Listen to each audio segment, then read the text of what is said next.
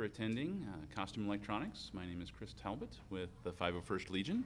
What we'll be talking about today mostly will be kind of simple electronics you can add to the costume to, enhance the experience. And by that I mostly mean like sound glove type of applications.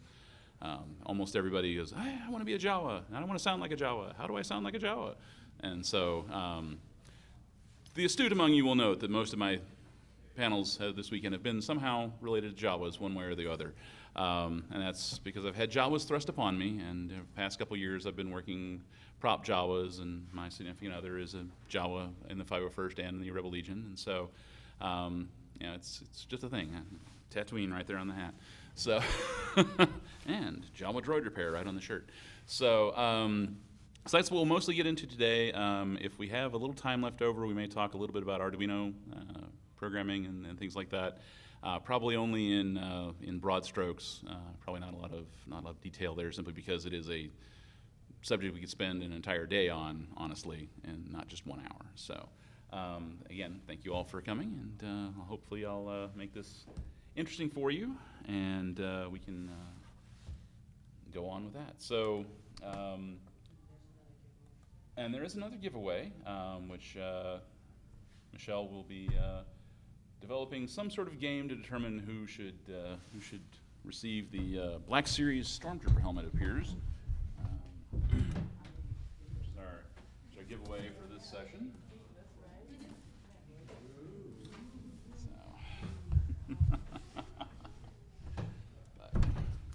All right, so so basically my approach has always been to try to figure out how to do a sound glove. Michelle's done a Tuscan, I do a Tuscan, she's done a Jawa. So we've had those available to us, and the ones on the market honestly are a little lacking in certain places. I mean, you can find them. There are some to me they're a little bulky and a little unwieldy, especially the ones with the screw terminals. I mean, I understand those are convenient and super easy to use, but it makes it harder to conceal under the clothing. And so what I've tried to do in the ones I've been tinkering with is try to make them as small and as unobtrusive as possible. And so it basically breaks down to, in my mind, 3 basic systems you're working with. There's the thing that's making the noise, there's the thing that's triggering the noise, and there's the thing that's making the noise audible to the rest of the world. And so to that end, you usually end up with something like this. It is this is an Adafruit Audio FX board. This one happens to be 2 meg, so it'll hold 6 or 7 moderately sized, kind of short, couple second files. It's fairly small form factor, about 2 postage stamps, somewhere in there. It has a built-in headphone jack, so it makes it very easy to connect to something else. It has 11 inputs, so you can have 11 different switches. Most sound gloves have about 4 or 5, depending on how they're arranged and how they're dealt with. And that's the kind of what makes the noise. And the nice thing about this one is that it's very easily programmable. You're simply dragging files to it from a window file manager, and as long as they have a certain name and a certain format, you're off to the races. So, and we'll definitely see that as part of what we're talking about today. As far as how to trigger it, that's typically a switch, and in this case, I like these momentary SPST switches, single pole, single throw, for those of you who are wondering what SPST stands for, and probably don't know a lot more since I said the actual words, but essentially it's just a switch that controls one thing. You press it, and as long as you're holding it, it's switched. As soon as you let go of it, it's off. These are relatively inexpensive. They are about finger sized, so they're easy to build into a glove or build onto a piece of plastic on something like a wrist brace or something like that, which is, again, typically the form factor you'll see. And then finally, there's the how to make it audible, and that's usually a portable amplifier.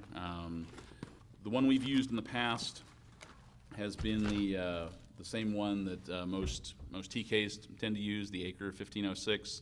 At least from 7 years ago. Anyway, the state of the art may have changed since then because we've all gotten older. But there are actually a number of available models out there, and I've found several that have similar stats to the Acre 1506, similar form factor, but are about half the cost. So an Acre will run you about $65 on Amazon or their replacement. This one is actually slightly thicker, and so this isn't the ideal one, but I found one that is about the same depth as the Acre. It has, rechargeable battery. It has 2 inputs, so you can run a microphone for underneath your helmet if you're a TK, for example, and want to hear your own voice.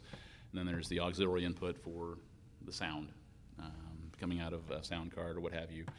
And so those are the 3 basic elements. And so what we're going to do with the rest of our panel here is put them together in real time and do something interesting, maybe, hopefully. So any questions before we kind of jump into that? All right. Very good. So the first thing we'll end up having to do, and locate my glasses, and those who were in my previous session know that's going to be a running joke. Could not find my glasses to save my life in the last session. But so part of the, let me go ahead and get this signed in. So as I mentioned before, this has a simple USB interface. So any standard micro USB cable will plug into the one end of the board. And let me see if I can maybe kind of show that to you on the camera there. You can see the USB end there, the headphone jack there, and then along this side are all of the inputs for the triggers. And the part I didn't really mention, but I'll go ahead and do now, is that these switches are essentially going to connect the ground signal, if you will, or the ground plane of the card to the individual switch. So when you hit the switch, that pin will read ground as opposed to a voltage and say, hey, I've been triggered, and it will go off and do its thing. And it's got the logic built into the card to go ahead and run the right file. So in this case, if I name the file t00.og for og vorbis, it will play that sound whenever I hit the switch that's connected to input 0. If I have an input on switch 3, or a switch on input 3, it'll play T03 whatever. And there are a couple different rules you can use to do some interesting effects, but the basics are really, really very simple.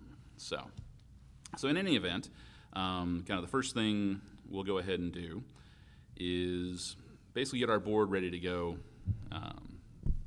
in terms of electrically get it set up. So what I have here is a set of helping hands which will hold the board, and hopefully in the camera view, and I'll adjust the camera view in a second to do that. And so again, as we can kind of hopefully see there. Awesome, good deal. Simply take the switch, and these actually come. So I will say this: you can get these and use these as they are. The wires are certainly sufficient, but I find that the insulation on the wires is a little fragile, and so if you're trying to, say, heat shrink them, put heat shrink tubing around them, it'll tend to melt the insulation and it will tend to short the wires together, which is not a good experience for your sound card or your sound glove. And so one of the first things I will usually do is desolder these wires and put in my own. Which, usually the silicone coated wire, and then run it that way. The wire isn't particularly valuable. If you want to keep it, use it for maybe Christmas decorations. It's nice and green. You could do that, but I just throw it away. So, but anyway, for the purpose of this one, since we're not going to be heat shrinking anything, and in the interest of time and expedience, we'll go ahead and use it as it is. So what we'll start off with is, actually I'll turn the board over so that we can solder from the backside.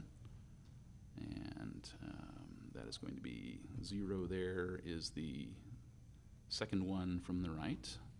That'll be important when I can't see the labeling on the card or on the board. So, but we'll essentially kind of pull it through, and I will go ahead and use one of these clips, which I thought I got out a second ago, but maybe I did not. Did not. Awesome. Well, that's just kind of hanging there anyway. So, kind of clip it in place. Actually, you know what? Since I bent it over, it doesn't really need to be clipped in place, so let's just work with that. So I'll take, this does require a bit of soldering, but it's not terribly difficult soldering. Essentially, you're just going to kind of heat both the wire and the pad, and then the solder melts and flow over it, and that's your first joint done. And so then trim off the tail, and so that is the one end of the switch attached to the card. We'll do that another couple of times with another couple of switches, just so we have some variety and kind of see the difference between certain things. So we'll take the next one and do the same operation to it. At this point, since I'm just doing an operation you've already seen before a couple of times, are there any questions anyone would like to ask? Or do we want to start the fun and games for the giveaway?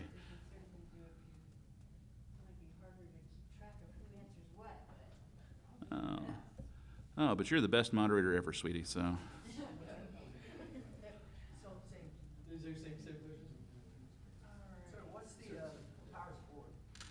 Pardon? What power support? So we will get to that, but it will take 5-volt power or 3 to 5 volt power.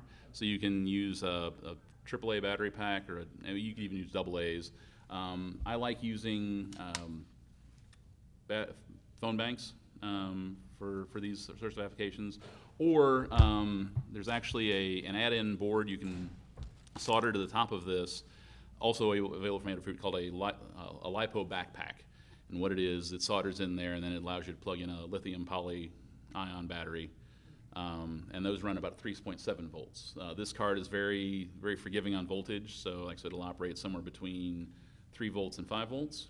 And so the LiPo batteries are kind of perfect for that. And in my more recent designs, I use actually a smaller LiPo battery, and it all fits in a box, probably not much bigger than that around, and about that deep. So that's, so it's actually nice. It'll mount nicely on the back of the glove and not be obtrusive. When I've done it before, I've had the box containing the card, because you want to put it into something, because this is a sweaty environment, and sweat is conductive, and it will short things out, and you'll get triggers when you don't want triggers, and you'll get shutdowns when you don't want shutdowns. And so I've used a small project box, again, that same size I just talked about, mounted to the back of the glove, and then I'd mount a AAA battery box or something, on a different part of the glove, which for a Jawa works fine because you're just putting a glove over it. For a Tuscan, since you've got an arm wrap that goes over it, and then you've got a glove inside that, depending on how the arm wrap was made, you might not have enough space to kind of pull over all of that electronics. And so having that be as small and unobtrusive as possible has been a goal that I've been working with to try and make all that work. So again, as we said, somewhere between 3 and 5 volts is what you need, and there's a couple different options you can do with it that are pretty easy to get into.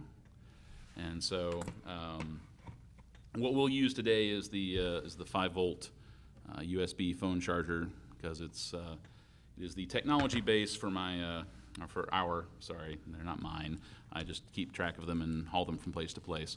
The Jawas in our display on the back wall back there, they all have this style board inside their heads, and a small amplifier and speaker setup behind the faceplate, and then these batteries slot into the back of their head, and we plug them in the morning and turn them on, and they chatter at the guests, and we change out the batteries every so often, and usually the batteries on one of those Jawas will last at least a day. So they're pretty good on power, and of course it's not a constant thing because not everybody's stepping on all the plates all the time, but it's pretty much. In fact, I will say this, on the Jawas I end up having to add a small fan to each of them just to have enough power to keep the power bank on.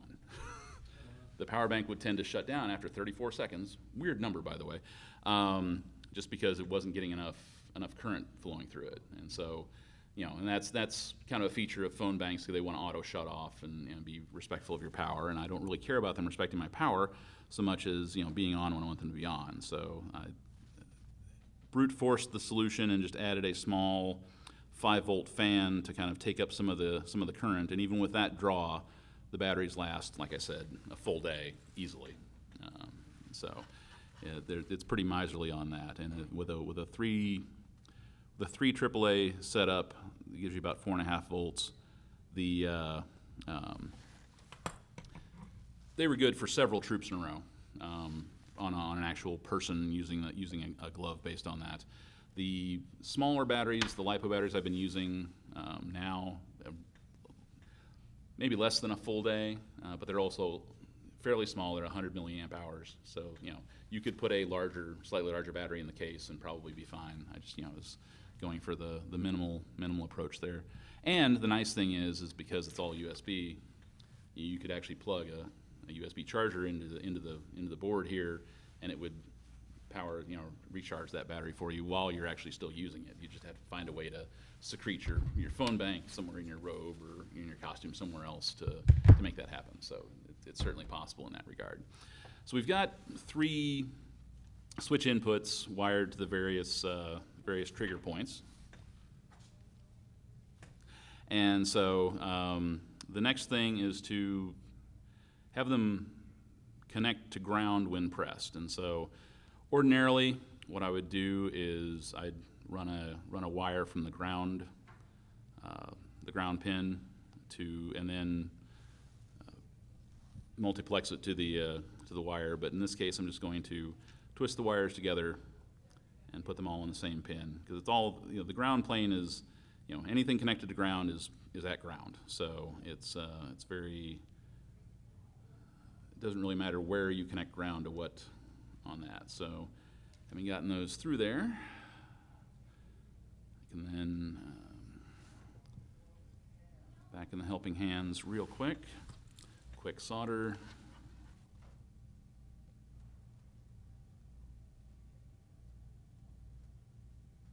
More, there we go. All right, and so that should, if I've done everything correctly, give us 3 buttons with which to work with sound 0 through 2. So our next step after that, I don't know why I have that, would be to then use this cable, the one I put over here, to connect it to our computer to copy the files over. And like I said before, it just looks like a USB drive.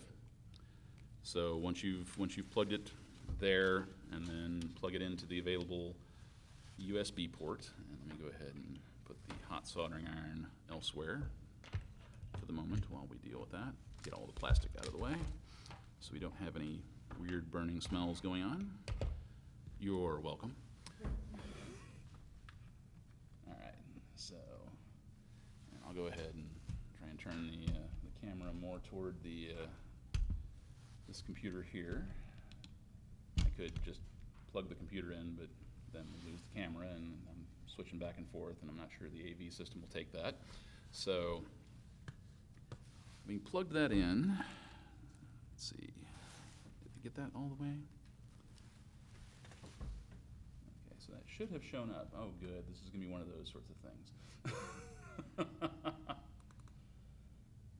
So, nope, it does not show up as a device yet. So I've clearly not done something correctly, and it may just be the cable as far as that goes. So let me try Nope, no joy. Well, this could be a short trip, kids. Hope that old man got the tractor beam out of commission. All right, so try one more time. Now, okay, the unfair part is this worked like 3 hours ago with this exact same setup. So I'm not entirely sure how I have managed to anger the electronics gods, but I clearly have. So let's see here. Doesn't appear to be anything. Yeah, because what I should be seeing, just in case you're interested, I should be seeing a green LED lighting on the board. Because the USB would be a source of power, and so it would think it was under power at that point and would be ready to go. I don't believe I've done anything to permanently short out or otherwise anger the board itself. So. Well, it would, but it doesn't. I mean, in this configuration, it doesn't have to. The battery doesn't have to be connected in this phase of things. Now, in order for it to actually produce sound out the other side and we could hear, we would need to wire in the power bank. But in this case, since this is the USB connection, we should be getting USB power through it to the board.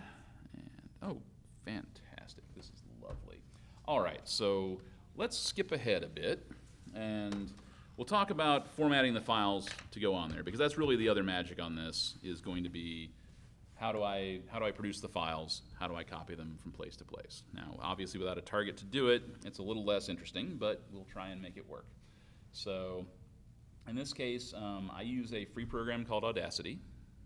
It's available, and it will convert files between various different formats, and that's important because this board doesn't use MP3.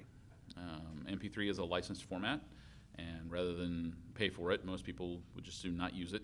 So there's either WAV, which is supported by this board, or OGG Vorbis, which is a freeware, or a freely available standard for compressed sound files. And so the easiest thing to do on that is to simply take whatever file you like, even if it's MP3, because Audacity will convert in MP3, and load it and then turn it into something OGG Vorbis or WAV. OGG Vorbis is a little smaller than WAV, so that's advantageous in the small memory environment we have for this card. So I have a couple of, so for example, what I have is several files I prepared earlier, like in,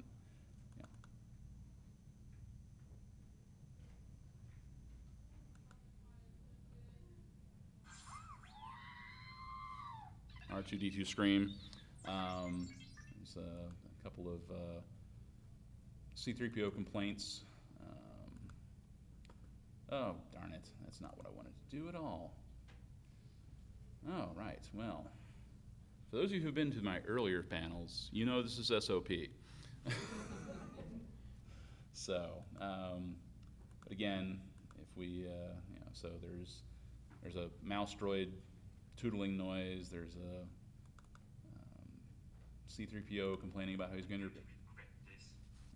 regret this, and so on and so forth. And so those basically came from a collection of files that, in this case, there's a whole file out there on C3PO complaining about things. Let's see.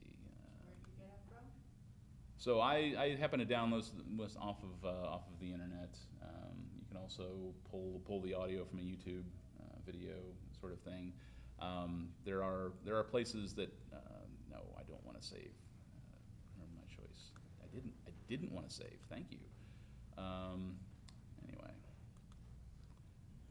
no, don't save the project. So here we go. So this is an entire litany of C3PO complaining about everything under the sun. So I'm going to regret this was a clip I'd pulled out of that. And mostly I'm showing you this to show you how you can basically take a portion of a sound and malfunction, a little twerp, and so you could actually then visually select the parts before it and the parts after it, until you're left with just that portion. Come on. Oh, there we go. And once you had the selection you wanted, you could then export it, export audio, and that's the other quirk on Audacity, I will say that. Saving saves the Audacity project, which is a bunch of stuff. Exporting the audio actually creates the audio file. So in this case, we could change our, we call this a C3PO snippet, and save it out to wherever, do the export.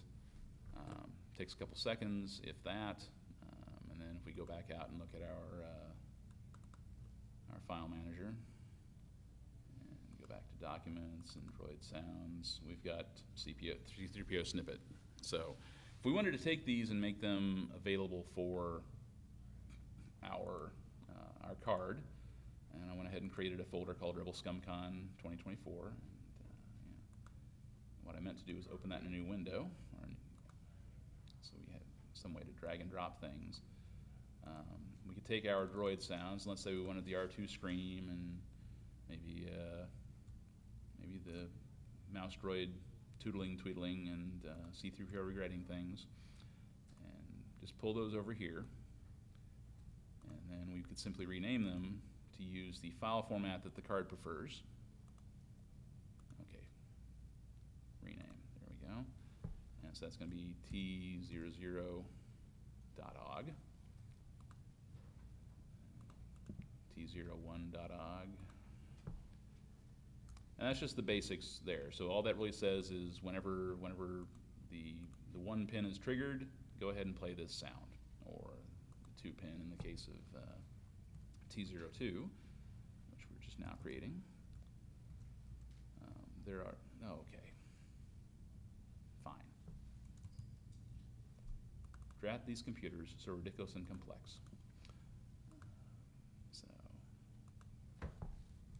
bonus points if you can tell me who said the quote I just mangled. Anyone? It's not Star Wars. Marvin the Martian. So one of the Bugs Bunny cartoons where he encounters Marvin. Marvin's having trouble with a computer, and says something to the effect of, "Drat these computers, so ridiculous and complex." So it's my go-to under my breath whenever my computer doesn't do what I want it to do. So, all right. So at this point, we would have files that we could copy over to the card, and then if we had a card that was cooperating with us, and we'll try one more time, just because maybe the universe is going to shine on me and the force will be in my favor. That is just, I really don't know why that's not working. That is vexing and irritating as all heck. And I'm plugging it into the USB port. I'm not plugging it into the internet, which would even be, wouldn't even be possible, honestly. So, yeah, I don't know. Awesome. All right. Well, so that is going to make that harder to show you. Unfortunately, or fortunately as the case may be, there's a sound that you really can't hear already on the file, or already on the board. It's essentially a blank file, so it's not going to be very interesting. But I will go ahead and go through the process of connecting this to power, and maybe if we get lucky, we'll be able to hear something. If nothing else, we should be able to hear it connecting to the speaker, because it does make an audible clicking noise when it does that. So again, we're looking for we'll turn this back around this way now. There is the V-in pin, which is the voltage in, and then there's the ground right next to it, and those are the 2 pins we're going to be connecting to for power. So for this particular USB pigtail, black is ground, white is the positive side.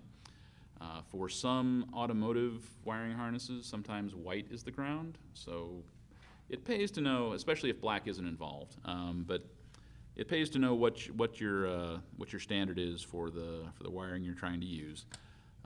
In this case, it's reasonably easy. A lot of times, red and black are used. Those are very common and pretty easy to get along with.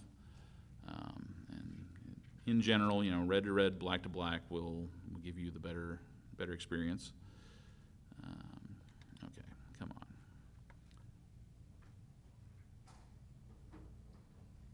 All right, now that's just physical dexterity at that point.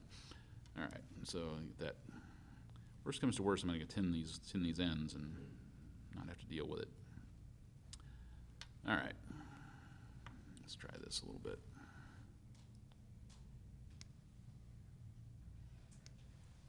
There we go. Okay, and there we go. Yay, much joy. And all right. And then I pulled them back out because I got the thing hooked on the bottom of the table. If you are taking notes, please, consider using them as what not to do. So, all right, and then I'll use the helping hand here to kind of hold that in place once I get it back in place. You know that dream where you haven't studied for your calculus final all semester and you show up at your class in your underwear and you're not really ready to take the final? That's my life right now. Oh, well, yeah, I did find my glasses. You know, small miracles. We'll take the win where we get it, right?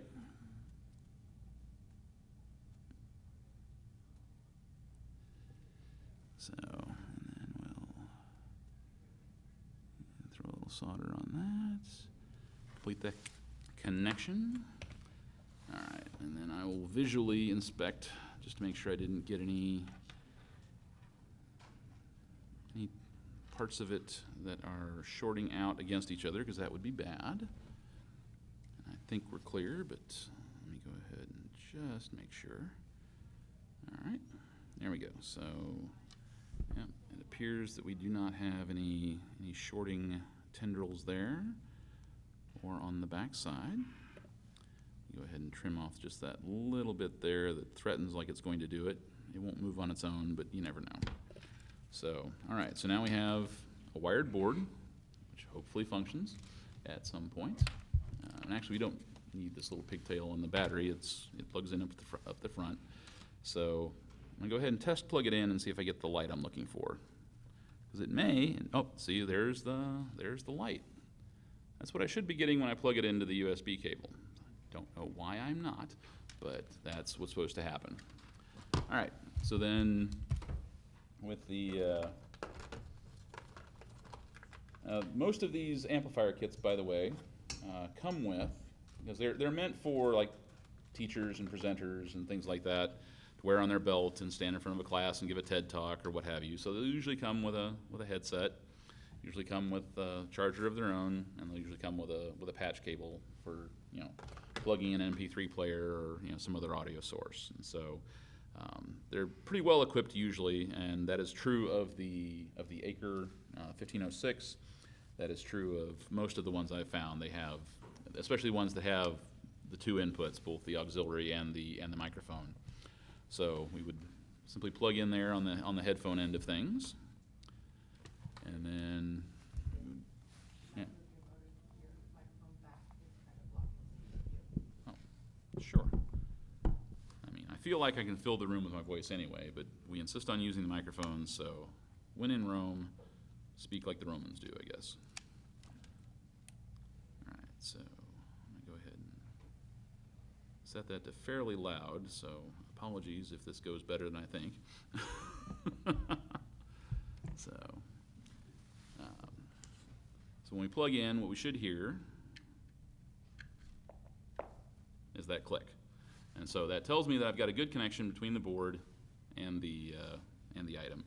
Now if I find my 0 trigger, which is right here, and leads to this particular switch. So whatever's on the board right now, there's usually one file, it's usually called T00. It is blank noise. So unfortunately, nothing really very exciting to say about that. Now having done all this, I am going to play against type, and I'm going to try and plug in this thing in one more time, see if we can get it to work. So, where did my cable disappear? There it is, I hung it on a chair. I am sometimes my own least helpful helper. All right, plug in.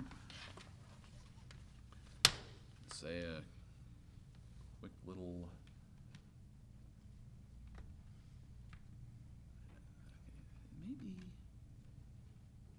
Maybe the laptop is the problem? Can you try a different port? I could try a different port, but that's the one, well, actually, I'm not really using the mouse for much, and it does have a touchpad, so let's try a different port. Very good suggestion, thank you. All right, and we should be good to go there. Nope. Well, it did connect, so that's good, but I also deleted one of my files. That's bad. So we're not gonna get a solid win, guys. Let's just, you know, give up on that right away, and we'll just enjoy the moment for what it is. How about that? This is exactly what happens when you're trying to do it at home, yeah. Yeah, so I usually don't delete as many files successfully like that, but, you know, we can give it a shot. Does it matter which file you delete? Well, so we can still copy over 2 files, and 2 buttons will work. We just won't have a 3rd one. Or I can make a new copy of whatever we did for T003. Couldn't you just Control-Z the deletion of the file? I maybe could. We'll see about that. Or drag How about that? Now, you all didn't see that because I didn't point the camera at the computer. But trust me, it worked. It worked. So, all right. So having those there and having, go ahead and open that in a new window so we can do the drag and drop trick. And we'll pull that over there. And you'll see there's already a T00, but if I go ahead and try to play that here on the laptop. Left, right. Oh, it said left, right. Okay, so there should have been something to hear, so that's less encouraging. But, all right. We'll go ahead and select these. Okay, actually that's going to have to be a shift click, hold and drag, drop. Yes, replace the file. And T01, T02. All right, so those are copied. We can safely eject the item and disconnect the USB. All right, so when we plug into our amplification source again and plug back into our power supply, we should again get our cute little click. And then I'm going to regret this.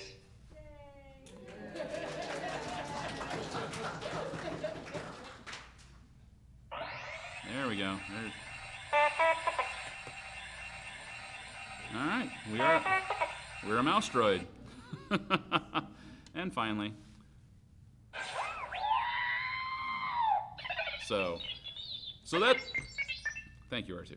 Those are the basics. No, really, R2. Thank you.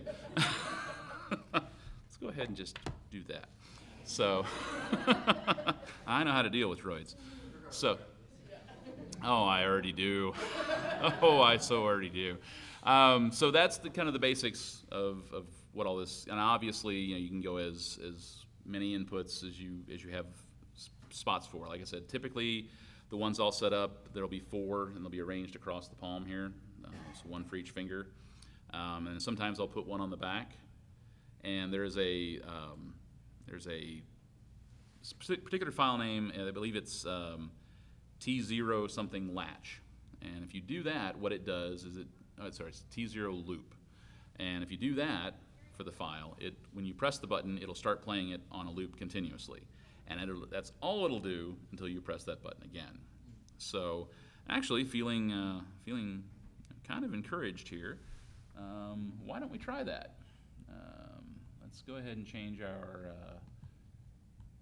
T00 to a T00 loop.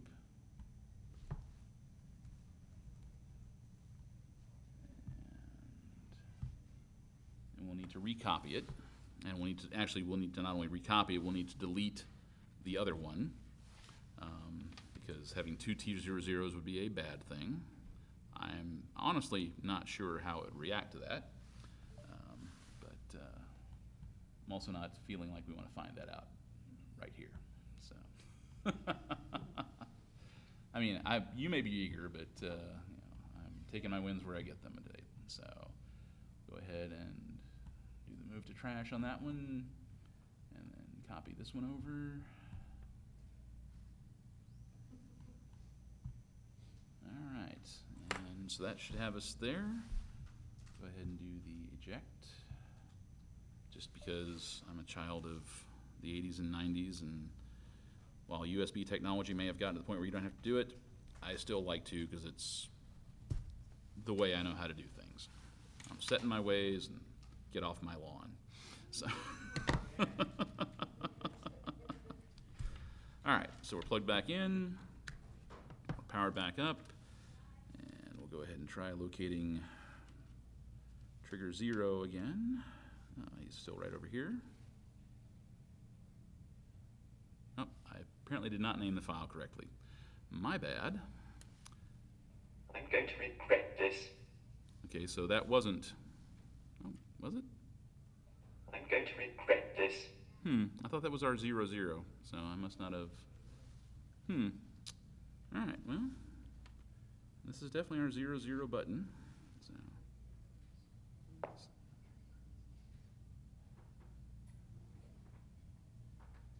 That is weird. All right, so apparently I have named the file wrong, and now the board is mad at me. Join the club, board. So, all right. Anyway, so that's the basics on all of that. And again, like I said, you can take these particular switches, you can actually glue them inside a glove at the fingertip if you like. And that's how mine is set up on my Tuscan Raider. I actually have them set up on the finger pads facing my finger. So when I push, and usually I'm holding my gaffy stick so I can push against the gaffy stick. And my particular sound glove, because I am notorious at accidental triggers, I actually wired it up so that every one of these has to go through a button on my thumb being pressed down. So I actually, when I activate my sounds, I press them both together, activate both switches, and that's what causes the sound. If I just press this one or just press this one, nothing happens. However, I still manage to accidentally trigger even with that, because it turns out, you grab a lot of things like that, and you just don't think about it. But it's definitely reduced. So, but that's, again, I've built it into the glove because it fits better on my arm that way. For the Jawas, usually, again, something like this wrist brace sort of thing comes in multiple sizes. Pretty easy to work with, honestly, and I just take a piece of scrap acrylic or something and cut a little, kind of crescent-shaped, piece that kind of goes across the palm from about here to about there. Epoxy these onto in order onto that, and then these wires route around to the back to where the box with the board is. This plugs in from the back.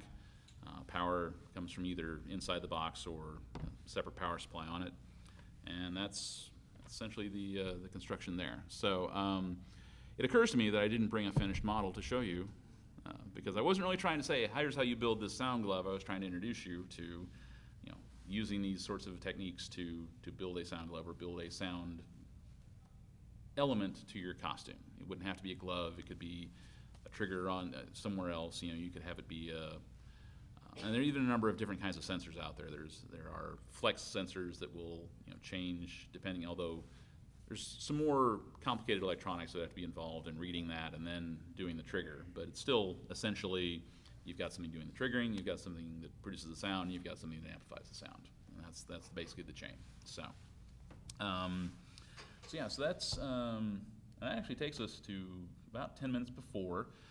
I had talked a little bit earlier about maybe doing something or discussing Arduino a little bit, and we can still do that, although we're not going to be able to do a lot, I think, practically with it. You can find, so Arduino, by the way, for those who are not familiar, is a sort of microcontroller. It is a fairly popular hobby microcontroller. It's essentially a computer on a chip. You download a program onto it, and it will execute that program when you power it up.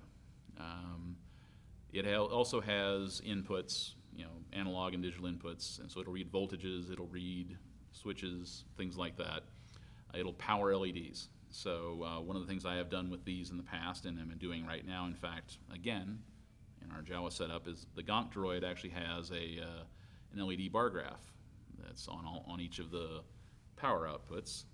And I wrote a little program that essentially kind of randomly moves the LEDs up and down to simulate, different power levels and things like that. And rather than just being randomly turning on LEDs, it turns on a certain number of them, and then every so often it decides whether it's going to add one or subtract one or leave it the same. And so it kind of goes up a little bit, and it goes down a little bit, and maybe goes down for a little longer, and then so it kind of fluctuates in a way that you would kind of expect something like that to do. So it's a clever fake.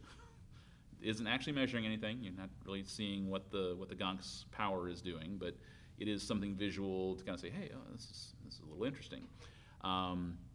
So the key on that, and the key with most LEDs, and I'll go ahead and leave you with this, is that most LEDs, when they're triggered by a voltage or like by an Arduino, need to have a resistor added in series with them to get them to the right voltage level that the LED wants.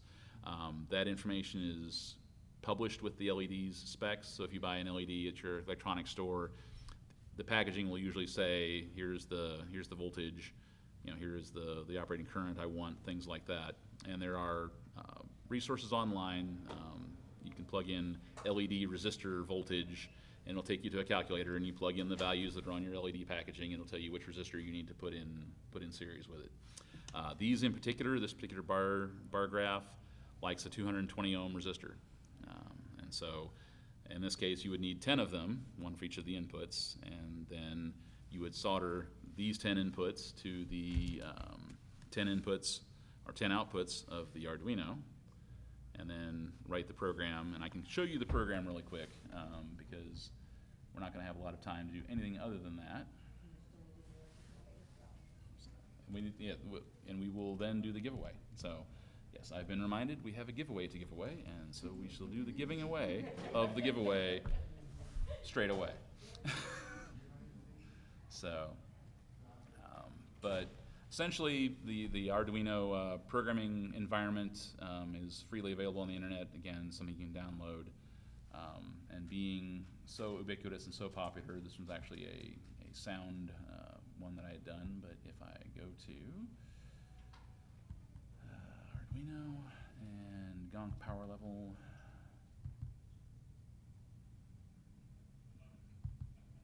there we go.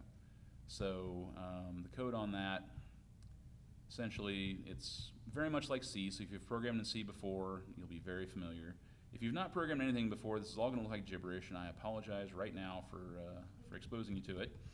But essentially, all you're really doing is telling it, and I don't know if you can see that as well.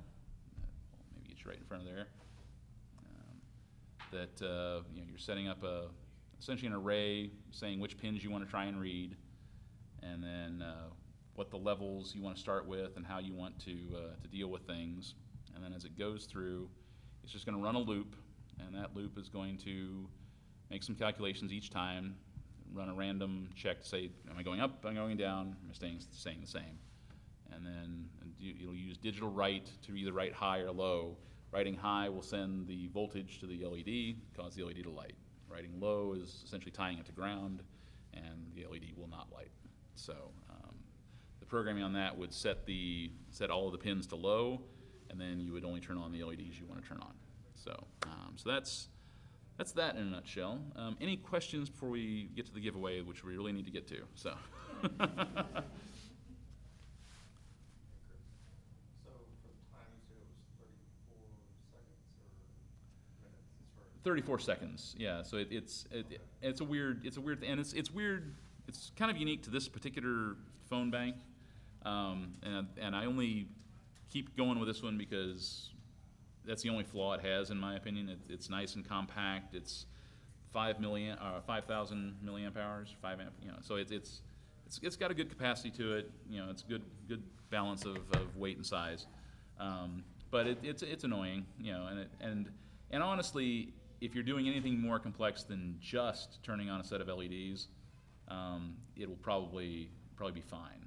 It's just the job was mostly just sit there with 2 LEDs glowing, and then when somebody steps on the plate, the sound card will draw more current and would keep the thing happy, but it's not doing it constantly is the problem. And so, I guess we would use something else as far as the glove itself, as far as the power supply things. so you could, to use this on a glove would be kind of unwieldy. You hit a button every 34 seconds, it's going. Right, yeah, exactly. That is exactly the problem with that. So I wouldn't necessarily recommend this as the power source for a glove. I would, if you're going to go with something like that, I would say probably do like a 3x AAA with an on-off switch to it. It's about this same form factor, a little thicker, but also a little smaller, and that works well. And like I said, a set of AAAs will go easily several troops on that. If you went with the lithium poly-ion batteries, they come in different capacities for different sizes, and you could kind of work those in. The ones I chose were just because of the way they fit into the case I had. So if you're not as broken up about how many cases you have around your wrist or where your batteries are located, you could also run power on a cable over your arm. And that, by the way, is the dirty secret of all of these cards, is that it does require a longish cable to go from your wrist. Usually you wear this amplifier in your belt, and that hides well under a Jawa robe, that hides well under a Tusken Raider. If you're doing a TK or something like that, it hides well under the chest armor.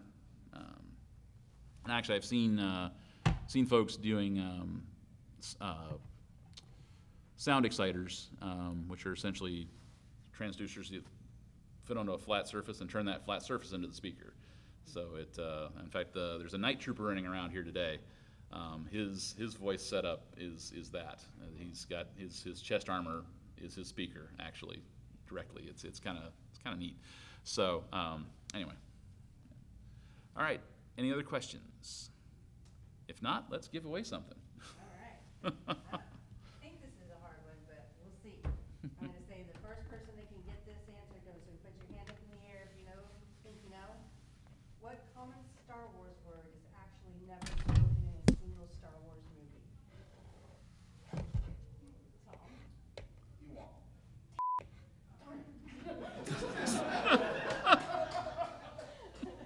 There we go. All right.